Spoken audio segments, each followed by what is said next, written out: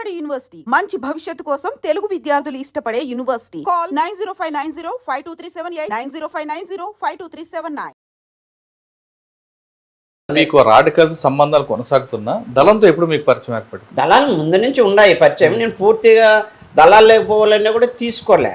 ఇక్కడ student organisation ఉన్నింది. 92లో ఏమైందప్ప అంటే 92లో సంక్షోభం వచ్చింది రాష్ట్ర వ్యాప్తంగా. పార్టీలో అనంతపురం జిల్లానే పశ్చిమ బెంగాల్లో గ్రూపులు విప్లవం కోసం పుట్టితే ఇక్కడ దందాల కోసం గ్రూపులు పుట్టినాయి. అనంతపురం జిల్లాలో రోజుకొకటి పుట్టుగొడుగుల్లా పుట్టినాయి. ఆర్ఓసి అని, కోడిపుంజ్ అని, చిన్న సుదర్శన్ ఒకటి అని, రెడ్ స్టార్ అని రకరకాల పేర్లతో వచ్చిన. ఎవరు నక్సలైట్లు, ఎవరు సిద్ధాంతాలు అంటే ఏం లేదు. కానీ అప్పట్లో పట్టాల గోవర్ధన్ రెడ్డి కూడా ఒక ఆర్గనైజేషన్ పెట్టారు కదా. ఎవరు? పట్టాల గోవర్ధన్ రెడ్డి. ఎవరు వాళ్ళ పేర్లే తెలియదు. వాళ్ళది దందా జరగాలంటే నక్సలైట్.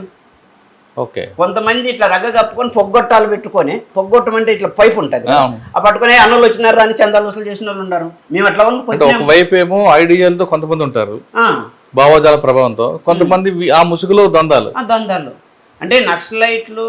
ఇప్పుడు చర్చిలకు వచ్చే వరకు, ఆర్కే గారు చర్చిలకు వచ్చే వరకు చాలా మందికి నక్సలైట్లు అంటే వీళ్ళు చంపడము, పేల్చడము అనేటువంటి ఒక దుష్ప్రచారం జరిగింది. అంటే మీడియా కావచ్చు, సారీ మీరేమనుకోవద్దండి, బయట ఉన్నటువంటి ఈ భావజాలాలు అన్నీ కూడా నక్సలైట్లు అంటే వీళ్ళు ఏదో దొంగతనాలు చేస్తారు, మర్డర్లు చేస్తారు. విప్లవం నీకు టీవీ టవర్ వెళ్తే వస్తుందేమయ్యా, మైక్రో స్టేషన్ వెళ్తే వస్తుంది, ఇంతమంది పోలీసు వాళ్ళు మీకోసం పనిచేసే వాళ్ళు ఉంటే పోలీసు వాళ్ళని చంపుతారా అనేవాళ్ళు. అరే పోలీసు వాళ్ళని ఎందుకు చంపుతారు నక్సలైట్లు? ఇప్పుడు నేనున్నాను, నేను నక్సలైట్, నేను బజార్ అంటే నాకు స్టిక్కర్ ఉంది నక్సలైట్ అని. మరి పోలీసు వాళ్ళకి టోపీ ఉంటుంది, బెల్ట్ ఉంటుంది, మరి పోలీసు వాళ్ళని టపటపని వేయడం కలిసినారన్న. నక్సలైట్ ఉద్యమంలో పోలీసు వాళ్ళు అనేటువంటి వాళ్ళు టార్గెట్ వ్యక్తిగా ఎక్కడా కాలేదు. ఉద్యమ ప్రభావంలో ఒక పర్సనల్గా పోలీసు వచ్చి ఆ ఉద్యమాన్ని అనచాలను ఆయన రివార్డు కోసమో, అవార్డు కోసమో అక్కడ ఉన్నటువంటి గ్రామాల్లో కానీ మిలిటెంట్ల పైన అరాచ్మెంట్ పెరిగినప్పుడు ఈ ఉద్యమానికి అడ్డంకి వచ్చిన అడ్డు తొలగించారు తప్ప ఎవరిని చంపలే. టార్గెట్ ఎక్కడ అంటే పోలీసులు చంపడం వెనక ఉద్దేశం కూడా ఆయుధాల కోసం తప్ప వాళ్ళ మీద వ్యక్తిగతంగా ఆయుధాల కోసం కూడా కట్టేసి. ఇప్పుడు మనం డిండి కానీ మన చాలా దగ్గర జరిగినాయి. ఎందుకు మనకు ఈ ఒరిస్సాలో కోరాపుట్ సంఘటన ఉంది. కోరాపుట్ సంఘటనలో ఎవరిని చంపినాము? ఎవరు చెప్పలేదు, కాల్పుల్లో చనిపోయారు. కాల్పులు చేసినారు కానీ ఎక్కడ చెప్పేది జంపన్న అదే కదా చేసిన కల్లెమెల్ల బల్లెమెల్ల అక్కడ అటాక్ రైడ్ చేసినప్పుడు జరిగినటువంటి తప్ప అది డైరెక్ట్ వార్ తప్ప టార్గెట్గా పోలీసులు చంపింది అయితే నాకు తెలిసినంత వరకు. టార్గెట్ అయి ఉద్య ప్రభావంతో అయినటువంటి వాళ్ళు నీకు తెలిసినట్టే పరదేశ్ నాయుడు, ఉమేష్ ఇటువంటి వాళ్ళని వీళ్ళ వల్ల వీళ్ళు ఒక టార్గెట్గా యాంటీ కమ్యూనిజం అనేటువంటి దాన్ని ఒక బుక్కులు రాసి దీన్ని ఒక గ్రౌండ్స్ అని ఏర్పాటు చేసి ఉద్యమానికి పూర్తిగా ఉన్నటువంటి ఆ విధంగా అనుకుంటే వ్యాస్ గారు కానీ, ఉమేష్ చందర్ కానీ, పరదేశ్ నాయుడు వీళ్ళందరూ కూడా టార్గెట్ అయ్యారు కదా. నేను అనేది అటువంటి వాళ్ళు పోలీస్ అనేవాళ్ళు టార్గెట్ అయినటువంటి వాళ్ళని చేసి ఉంటారు. ఇప్పుడు నాకు పోలీసులకి ఏం లేదు, పార్టీకి అంటే ప్రజా ఉద్యమానికి ఆ యుద్ధంలో ఒకవైపు వాళ్ళు ఒకవైపు వీళ్ళు ఉన్నప్పుడు యుద్ధంలో ఎవరు ముందు అయితే వాళ్ళది అది కామన్. ఓకే. అంతవరకు వెళ్ళక ముందు మీరు పార్టీకి ఎప్పుడు పూర్తి స్థాయిలో పనిచేయడం ప్రారంభించారు? 92 అంటే పార్టీ అప్పటి వరకు స్టూడెంట్ ఆర్గనైజేషన్ ఉండబంది మీకు? మామూలుగా లీగల్గా ఉండా, ఇంటితో సంబంధాలు ఉన్నాయి, ఇంటి నుంచి చేసుకుని ఉండా. 92 నుంచి ఇంకా నువ్వు పూర్తి రావాల్సిందే అనేటువంటి పార్టీ. నువ్వు ఎన్నాళ్ళని ఇట్లుంటావు, నువ్వు ఫ్యామిలీతో తెంచుకోవాలి నువ్వు అనేటువంటిది. అంటే అప్పటికి నిజంగా అయితే అనంతపురం జిల్లాలో సంక్షోభం తీవ్రమైంది. కొండపల్లి సీతారామయ్య లాంటి పెద్ద తల పోతే ఇంకేడుంటారు అనేటువంటిది మాకు ఇక్కడ ఎక్కడా లేదంటే గణపతి వర్గం అని పెట్టేసినారు పేరు. సిపిఎంఎల్ పీపుల్స్ వార్ పార్టీ అనేది గణపతి వర్గం అని 92లో పెట్టారు.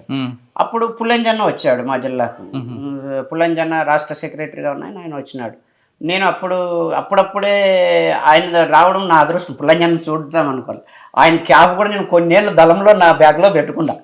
అంటే పుల్లంజన్న అంటే ఆ ఊపు వచ్చేది మాకు.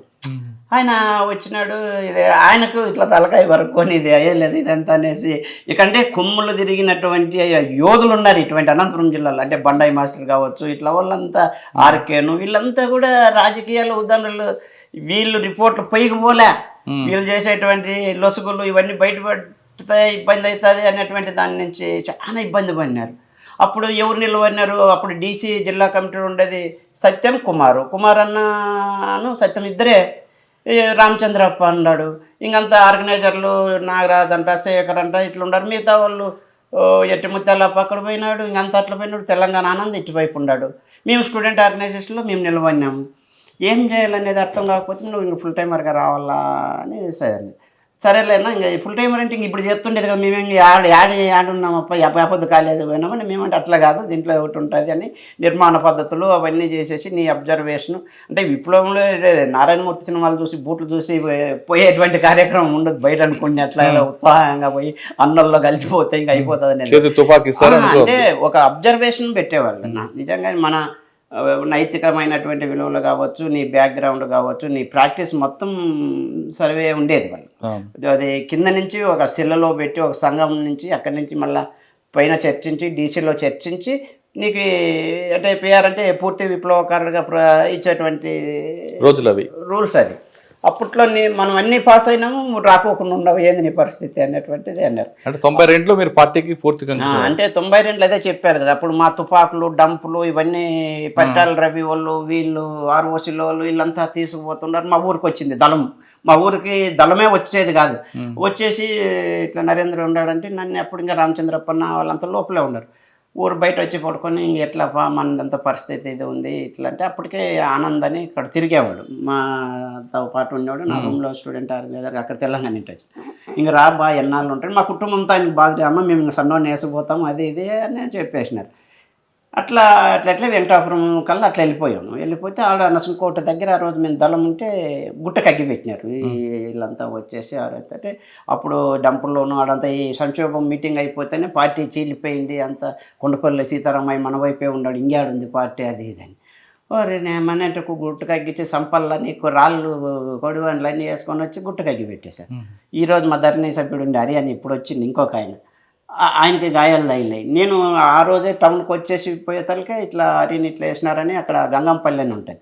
ఆడొచ్చి నన్ను బస్సులో దింపుకున్నారు. సంగమంలో వచ్చి నువ్వు పోవద్దు, ఆడ ఇట్లా గలాట జరుగుతుంది అగ్గి పెట్టి ఎట్లా చేసినారు. ఆయన వేసుకొచ్చినట్టు ఆయన వేసుకొచ్చి హాస్పిటల్లో పెట్టేసి. అక్క మీరు చెప్పండి, అన్న ఏమో 6వ క్లాస్ నుంచి రాడికల్స్ మూవ్మెంట్లోకి వెళ్ళారు. మీరు చదువుకోకపోయినా ఏమి పరిచయం కొంచెం చెప్తా అసలు పార్టీకి ఎలా పరిచయం అయ్యారు మీరు, మీ కుటుంబం, మీరు ఎందుకు అటువైపు అంటే కమ్యూనిస్ట్ భావాలతో వెళ్ళారా, ఆ కమ్యూనిస్ట్ కుటుంబంలో పుట్టినందుకు వెళ్ళారా? మా అమ్మ వాళ్ళది బళ్ళారి, మా తాత వాళ్ళది తాడిపత్రి పస్లూరు కొట్టాలపల్లి అనమాట, తాడిపత్రి దగ్గర.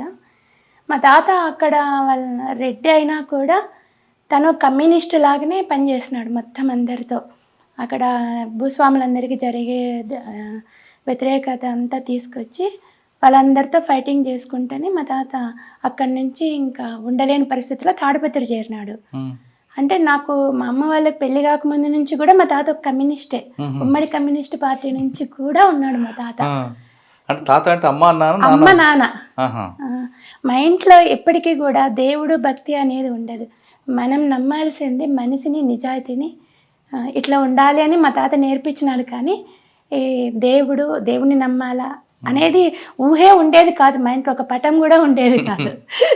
అట్లా ఆ విధంగా పార్టీలో మీరు ఎప్పుడు పార్టీకి వెళ్ళారు? అంటే నేను డిగ్రీకి ఇక్కడ వచ్చినాను, 97లో వచ్చినాను ఇక్కడికి, తాడిపత్రి నుంచి కేఎస్ఆర్ డిగ్రీ కాలేజ్లో చదివినా. నేను చదువుతూ ఇక్కడ మహిళా సంఘంలో పనిచేసినాను. అభ్యుదయ మహిళా సంఘం అని చెప్పేసి మహిళా సంఘంలో పనిచేస్తూ మహిళా సంఘం పత్రికలు పంచుతూ చందాలు, తర్వాత మహిళలకు ఏమైనా సమస్యలు వచ్చినా మా సంఘం తరపున పరిష్కరిస్తూ అట్లా. అప్పుడు సూర్యనగర్ కాలనీకి సంబంధించి కూడా మేము ఇక్కడ ఉండి అప్పుడు అది కూడా మేము డీల్ చేస్తున్నాము. పార్టీకి ఎప్పుడు వెళ్ళారు లోపలికి? అన్న 2000లోనా వెళ్ళాము. అంటే పూర్తి స్థాయిలో వెళ్ళారు. ఎవరు మీకు బాధ్యులు అప్పుడు? మాకప్పుడు ఇక్కడ సుజాత అని ఉండేది, తను జేఎన్టీలో, తను మహిళా సంఘం తనే. పూర్తి స్థాయికి వెళ్ళిపోయారు తర్వాత 2000 సంవత్సరం